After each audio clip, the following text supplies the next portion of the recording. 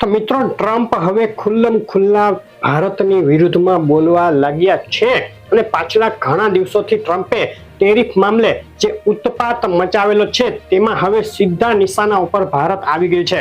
અગાઉ ચૂંટણી વખતે જ્યારે ટ્રમ્પને ભારતની જરૂર હતી ત્યારે ભારત મને ખૂબ પસંદ છે, આઈ લવ ઇન્ડિયા અને ભારતના જે સમુદાય અમેરિકામાં વસેલો છે તેને સંપૂર્ણ સપોર્ટ કરવાના વાયદા આપી અને ખોબલે મત લઈ અને ટ્રમ્પ અમેરિકામાં પ્રેસિડેન્ટ બની ગયા અને હવે અસલ જાત બતાવી દીધી હોય તે રીતે ટ્રમ્પે ભારતને દરકિનાર કરવાનું શરૂ કર્યું છે અને ભારતના દુશ્મનોને દોસ્ત બનાવવાનું શરૂ કર્યું છે। ખુલ્લા ટ્રમ્પ ભારતની વિરુદ્ધમાં ટેરિફ મામલે જે કઈ ડેડલાઇન હતી તે હવે સમાપ્ત થઈ ગઈ છે અને ભારત ઉપર 25% ટેરિફ લગાડવાની અને તેની સાથે જો રશિયા સાથે સંબંધો ચાલુ રાખશે, રશિયા સાથે ક્રૂડ ઓઇલ ખરીદવાનું ચાલુ રાખશે અને વેપાર ચાલુ રાખશે તો ભારત ઉપર પેનલ્ટી લગાવવાની પણ જાહેરાત કરી છે। હજુ પેનલ્ટી કેટલી રાખશે તેના વિશે કોઈ ચોખવટ નથી થઈ।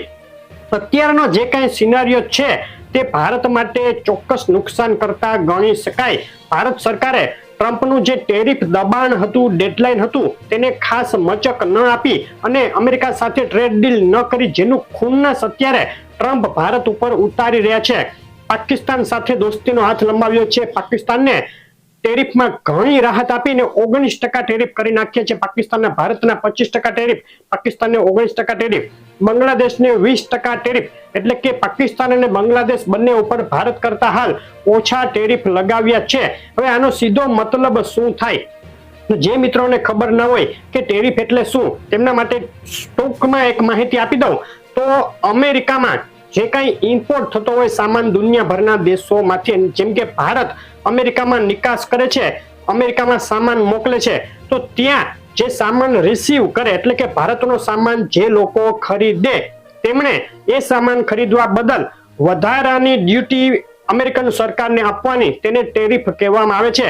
કોઈ વસ્તુ આપણે અમેરિકામાં મોકલીએ તેના ઉપર 25% ટેરિફ લાગે, મતલબ કે આપણો જે ભાવ હોય તે સિવાયના જે કઈ ટોટલ એમાઉન્ટ હોય, ટોટલ ખરીદી હોય તેના 25% જેટલા રકમ અમેરિકન સરકારને જમા કરાવવાની ત્યાંના ખરીદ કરતા એ પાકિસ્તાન ઉપર 19%। એનો મતલબ એવો થાય કે જો પાકિસ્તાન ભારત જે સામાન મોકલે છે તે સેમ સામાન એ જ વસ્તુ અમેરિકામાં મોકલે તો તેનો જે ખરીદ કરતા હોય તેને ફક્ત 19% રકમ જમા કરાવવાની।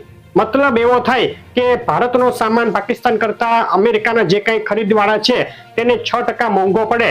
બાંગ્લાદેશથી સામાન જાય તો ભારતનો સામાન બાંગ્લાદેશ કરતા 5% મોંઘો પડે। મતલબ કે ભારતનો સામાન અમેરિકામાં કોઈ ખરીદે નહીં, પાકિસ્તાન અને બાંગ્લાદેશનો ખરીદે।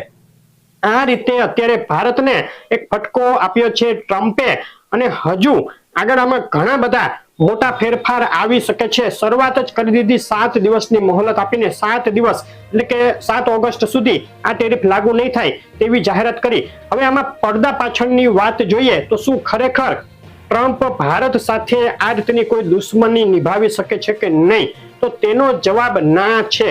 તેનું કારણ છે ટ્રમ્પને પણ ખબર છે ચાઇના સામે બાથ ભીડવા માટે ટ્રમ્પને ભારતની જરૂર છે જ। તે સિવાય તે જે ભારતીય સમુદાય છે તે ખૂબ જ મોટો છે અને ખૂબ જ મજબૂત છે। અમેરિકામાં ભારતીયોનું વર્ચસ્વ છે તેમ કહી શકાય।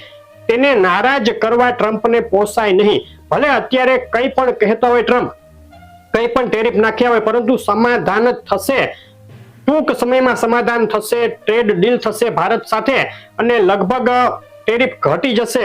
એવું પણ બની શકે કે પાકિસ્તાન બાંગ્લાદેશ કરતા પણ ઓછો ટેરિફ ભારતનો થઈ જાય। તો આપણે હવે તેની આગળ રાહ જોવાની રહેશે શું થશે તે। નવગ્રહના અસલ રત્નો, રુદ્રાક્ષ યંત્ર અને જેમસ્ટોન બ્રેસલેટ ખરીદવા માટે મહાદેવ જેમ્સનો સંપર્ક કરો। All Gujarat delivery free. વેબસાઇટની લિંક માટે ડિસ્ક્રિપ્શનમાં જુઓ।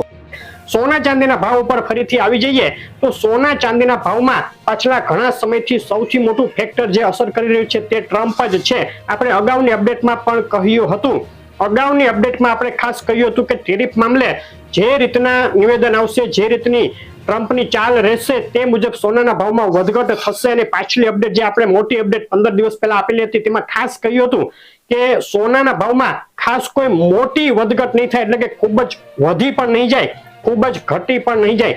તો તેવું જ થયું છે।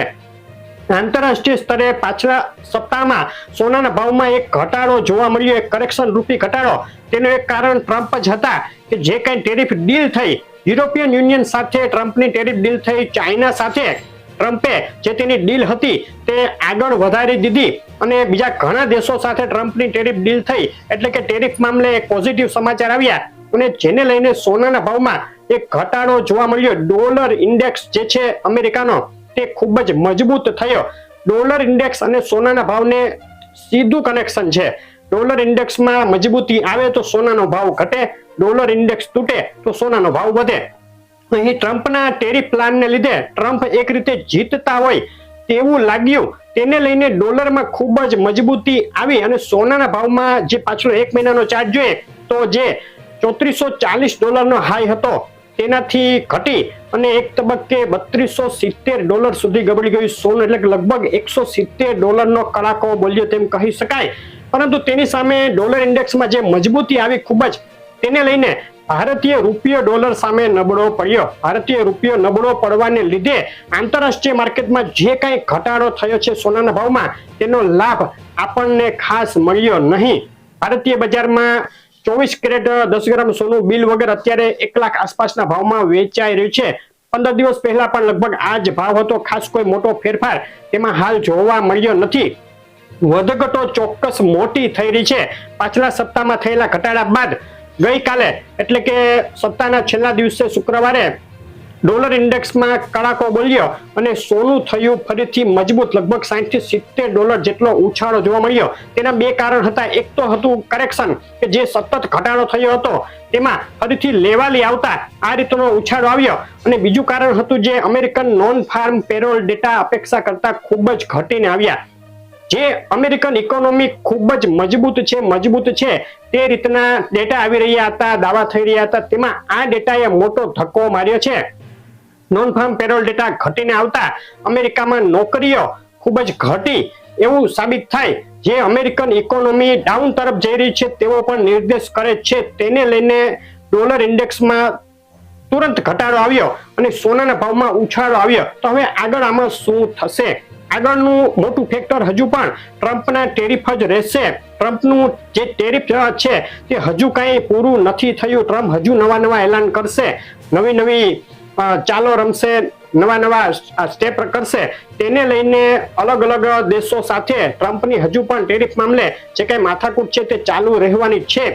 જેટલું જલ્દી આ બધું શાંત થાય, ટેરિફ મામલે જેટલી જલ્દી મુખ્ય દેશો સાથે ટ્રમ્પની ડીલ થાય અને બધું થાળે પડી જાય તે મુજબ સોનાના ભાવ રિફ્લેક્ટ કરશે. જો થાળે પડી જાય, ટેરિફ મામલે બધું પૂરું થઈ જાય કે હવે ટેરિફ મામલે કોઈ કહેવાનું રહેતું નથી, તે સ્થિતિ આવશે ત્યારે સોનાના ભાવમાં ચોક્કસ એક દબાણ જોવા મળી શકે. બીજું ફેક્ટર છે ફેડના જેરોમ પોવેલ જે ચેરમેન છે તેની સાથે ટ્રમ્પનો ટકરાવ જગ જાહેર છે. ટ્રમ્પ કહે છે જેરોમ પોવેલને કે વ્યાજ દરોમાં ઝડપથી ઘટાડો કરો. જેરોમ પોવેલ ના પાડે છે કે ઘટાડો નહીં કરીએ. તેને લઈને ટકરાવ થઈ રહ્યો છે. આગામી સમયમાં હજુ પણ ટૂંકા મહિનાઓમાં જેરોમ પોવેલ ઝડપથી વ્યાજદરોમાં ઘટાડો કરે તેવું નથી દેખાઈ રહ્યું. જે મીટિંગ થઈ 2 દિવસ પહેલા તેમાં વ્યાજદર 4.5% યથાવત રાખ્યો છે ફેડે. આગામી 17 સપ્ટેમ્બરે મીટિંગ છે હવે 1.5 મહિના પછી, ત્યારે પણ વ્યાજદર યથાવત જ રાખે તેવી શક્યતા છે. આ જે સ્થિતિ છે તે પણ સોનાના ભાવને દબાણ આપી શકે. ટૂંકમાં હજુ પણ સોનાના ભાવ દબાણ હેઠળ રહેશે. ખૂબ જ ઝડપથી ઉછળીને આગળ વધી જાય તેવું નજીકના દિવસોમાં નથી દેખાઈ રહ્યું. વધઘટ કરેક્શન ચાલુ રહેશે. સોનાના ભાવની આગામી દિવસોની રેન્જ $3100 થી લઈ અને $3400 વચ્ચે રહે તેવું હાલ લાગી રહ્યું છે. જો $3440 નો પાછલો જે રેઝિસ્ટન્સ છે તે સોનું કુદાવશે તો વધુ આગળ વધી શકે, પરંતુ નજીકના દિવસોમાં તેની શક્યતા ઓછી લાગી રહી છે. $3100 થી $3400 વચ્ચે સોનાની રેન્જ રહી શકે. $3100 એટલે ઘણું નીચું કહી શકાય. 3270 નો સપોર્ટ સોનાએ તોડ્યો નથી. આ તોડશે એટલે 3180 સુધી સોનું ગબડીને જઈ શકે છે. તે તોડ્યા બાદ વધુ નીચે જાય. હવે ભારતમાં આપણી બજારમાં, ગુજરાતની બજારમાં આનો લાભ મળશે કે નહીં? તો અત્યારે રૂપિયો જે ડોલર સામે નબળો પડ્યો છે તેને લઈને ખૂબ મોટો લાભ મળે તેવી શક્યતાઓ પણ ઓછી. બંને વસ્તુ એક સાથે થાય, જો આંતરરાષ્ટ્રીય સોનાના ભાવ પણ ઘટે જે આપણે કહ્યું તે મુજબ, અને સાથે રૂપિયો પણ થોડો મજબૂત થાય, થોડો એટલે 84-85 રૂપિયા સુધી આવે ડોલર સામે તો પણ ચાલે. અત્યારે લગભગ 87.5 રૂપિયા સુધી રૂપિયો ગબડેલો છે ડોલર સામે. તો સોનાના ભાવમાં આગામી 1 મહિનાની અંદર પ્રતિ 10 ગ્રામે 2 થી 3 હજાર સુધીનો ઘટાડો જોવા મળી શકે, પરંતુ તેના માટે ડોલર સામે રૂપિયો કેટલો મજબૂત થાય છે તે પણ જોવાનું રહેશે. ટ્રમ્પની જે ટેરિફ મામલે જે ડીલો છે તે કઈ રીતે કેટલી ઝડપથી આગળ વધે તે પણ જોવાનું રહેશે. તો આ બે સમાચારો ઉપર આપણી ખાસ નજર રહેશે. અત્યારે સોનાના ભાવ માટે, સોનાની ખરીદી માટે વેઇટ એન્ડ વોચની સ્થિતિ અપનાવી શકાય. જેમને લાંબા ગાળાનું રોકાણ કરવું છે 2 થી 3 વર્ષ માટે, તેઓ અત્યારે પણ આ ભાવમાં પણ સોનું ખરીદી શકે. પરંતુ ટૂંકા ગાળાનું રોકાણ કરવું હોય તો સોનું અત્યારે આપણે ખરીદવાની સલાહ નથી આપતા. જેમને ઇમરજન્સી હોય, 1, 2, 3 મહિનામાં સોનું ખરીદવાનું હોય, કોઈ લગ્ન પ્રસંગ માટે કે બીજા કોઈ કારણથી, તેમણે કટકે સોનું અત્યારે ખરીદવાનું ચાલુ કરી દેવું જોઈએ. ખૂબ મોટો ઘટાડો કે ખૂબ મોટો વધારો નજીકના દિવસોમાં આવે તેવી શક્યતા ખૂબ જ ઓછી ગણવી સોનામાં. સોના અને ચાંદીના ભાવની આગળની અપડેટો આ રીતની ચોક્કસ આવતી રહેશે. ડેઈલી ભાવ આપણે આપીએ છીએ, ડેઈલી એનાલિસિસ પણ આપીએ છીએ, તો તે પણ જોવાનું ચૂકશો નહીં. અપડેટ કેવી લાગી ખાસ કહેજો. તમારા કોઈ સવાલ હોય તો કોમેન્ટમાં પૂછો. તમારા શહેરના સોના ચાંદીના ભાવ જાણવા હોય, તાજા ભાવ, તો પણ કોમેન્ટમાં શહેરનું નામ લખીને મોકલી આપો. આગળની અપડેટો જોવા માટે વિડીયો લાઈક શેર કરી ચેનલ સબસ્ક્રાઇબ કરવાનું અને ફેસબુક પર જોડેલા મિત્રો પેજ ફોલો કરવાનું ભૂલશો નહીં. આભાર.